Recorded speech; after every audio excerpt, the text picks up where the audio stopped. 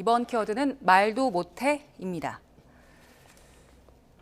국회 행안위 회의장의 모습을 보여드릴 건데요. 여야 의원들이 반말로 고성을 주고받으면서 거칠게 충돌했습니다.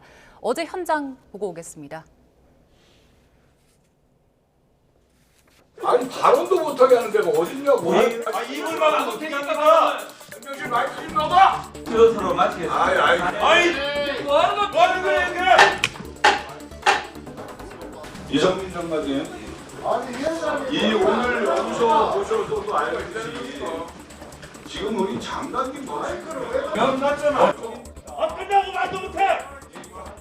눈질 나죠 진짜. 아니 끝나고 말도 못해. 여기가 당신들 방이야? 어디서? 여기가 니네 집이야? 너는 나한테 뭐라고? 지금 뭐라고? 말은 듣잖아. 장관이 뭐라고? 조용히 앉아. 이만희 강사님, 무슨 그런 식으로 하고 있어 지금? 이만희 강사님.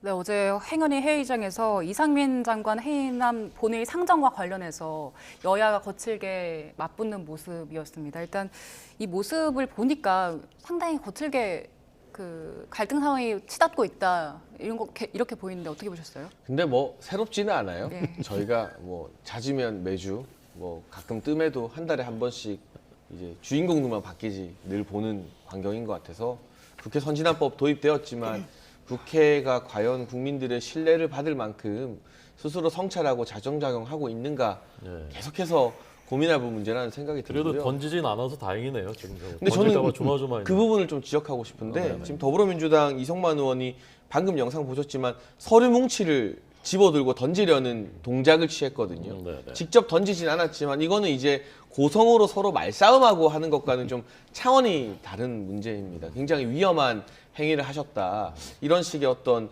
물건 던지고 이런 걸 암시하는 듯한 동작은 국회뿐만이 아니라 사회 어디서도 해서는 안 되는 일 아니겠습니까? 그 부분에 대해서는 뭐 민주당의 이성만 의원이 늦게나마 유감을 좀 표명했으면 좋겠고요. 지금 상임위 위원장들이 일부는 국민의힘, 일부는 더불어민주당입니다. 네네. 그런데 뭐 과방위에서 정청래 위원장의 운영이 또 문제되고 있고 이곳 이제 행안위에서는 이채익 위원장이 이제 운영하는 것에 대해서 더불어민주당이 반발하는 건데 상임위 위원장들이 자기 소속 정당보다 타 정당을 조금 더 배려하는 방향으로 이 위원회를 운영해야 된다는 것이 기본 원칙입니다. 네. 좀 그런 부분을 염두에 두되 동시에 또 상임위에 소속된 국회의원들이 위원장의 권위나 의사 진행과 관련된 어떤 이 결정권에 대해서는 존중해 줄 필요도 있다. 근데 솔직히 이 평론을 하면서도 좀 씁쓸한 게요.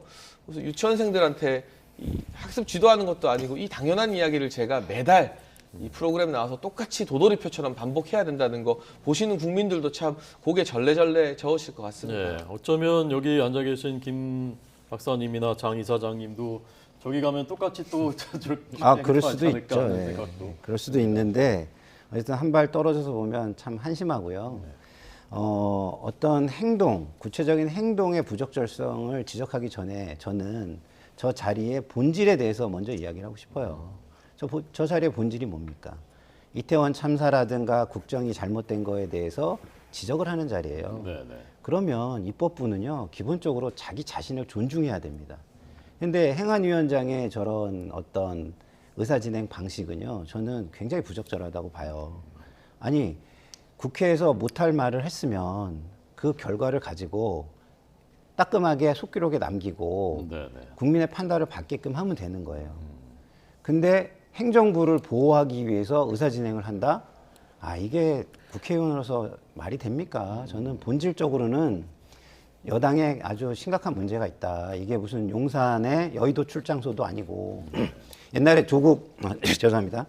조국 전 장관 사태 때 본인들이 이 현재 야당을 향해서 비난했던 말들을 한번 생각을 해보십시오. 네. 무슨 출장소냐, 뭐 의전 담당이냐, 뭐 이렇게 얘기했잖아요. 지금 딱 그 모습이에요. 좀 돌아볼 필요가 있습니다. 입법부는 고유의 임무가 있어요. 행정부가 잘못한 걸 감사한다는, 견제한다는. 그 임무를 다하는 쪽으로 의사진행을 하는 게 맞고요. 그런 가운데서 잘못한 건 따끔하게 지적하는 게 맞겠다 이런 생각이 듭니다. 네, 어제 결국에 본회의 열리지도 못했어요. 네, 뭐 김진표 국회의장이 저는 적절히 중지하고 있다라는 생각을 하는데요. 뭐 민주당 출신이기 때문에 제가 크게 신뢰하진 않습니다. 오늘 그냥 민주당 편들고 열어줄 수도 있죠. 그러나 여야 합의 없이 그리고 지금 이런 일방적인 해임 건의안만을 날치기로 밀어붙이기 위한 본회의 과연 여는 게 국회 의사 일정 진행에 도움이 되는 것일까? 네. 이거 지금 민주당이 그냥 우격다짐으로 밀어붙이게 되면 이후에 예산안이라던가 이런 것들 다 줄줄이 막히는 부분 아니겠습니까? 일단 예산안 통과 법정 시한이 오늘입니다. 이 법을 국회가 지난 몇 년 동안 존중한 적이 거의 없어요. 법을 만드는 국회에서 본인들 스스로 예산안 법정 기한을 밥 먹듯이 어겨온 겁니다. 네. 오늘이라도 내일이라도 여야 예결위 간사들, 예결위원들 밤샘을 해서라도요. 뭐 예산안 증액 또 감액 등에 대해서 합의해서 예산안 처리부터 통과시키는 국회 본회의를 먼저 열고 그 다음에 이제 여야가 대립하고 싸우는 이슈로 넘어가야 돼요. 저는 김진표 의장의 고민이 좀 이해가 되는 게 이 본회의를 일찍 열어서 해임 건의안 먼저 통과되면 나머지 예산안 전부 다 막히게 되거든요. 그럼 내년도 민생이나 뭐 국정과제 이행 등등에 있어서 줄줄이 다 브레이크가 걸려버리기 때문에 일단 예산안 통과 이후에 국조든 무엇이든 하지 않은 여야의 합의 정신을 되새겨서라도 예산안 처리를 위한 본회의가 우선시되어야 한다. 그 이후에 민주당이 원하는 어떤 정쟁을 위한 본회의 열어줘도 늦지 않다라는 생각을 하고요. 다만 그러나 한 가지 아쉬운 것은 문희상 전 의장이나 또는 이 직전 의장이었던 중앙일보 출신의 우리 박 전 의장이나 박병석 전 네, 의장. 이런 분들이 국회의원 할 때는 되게 합리적이다라는 평가 많이 받다가 의장 되고 나니까 합리적인 척 하시다가 결국은 민주당 하자는 대로 다 해주셨거든요. 김진표 의장도 그 전철을 좀 안 밟았으면 좋겠습니다. 네. 김진표 의장의 선택. 김상일 박사님 어떻게 평가하셨습니까? 뭐 저런 노력을 하셔야죠.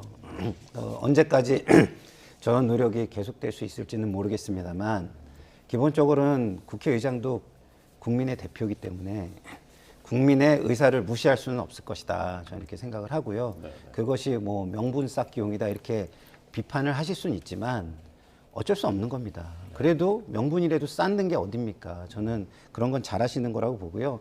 그런 명분을 쌓으면서 시간을 줄 때 이것이 왜 이런 것이냐라는 걸 여당과 정부가 되돌아보는 시간을 가졌으면 좋겠습니다. 그걸 갖지 않고 무조건 의심만 하고 이건 뻔한 거야 이렇게 하면 그게 국정을 운영하는 운영자의 자세입니까?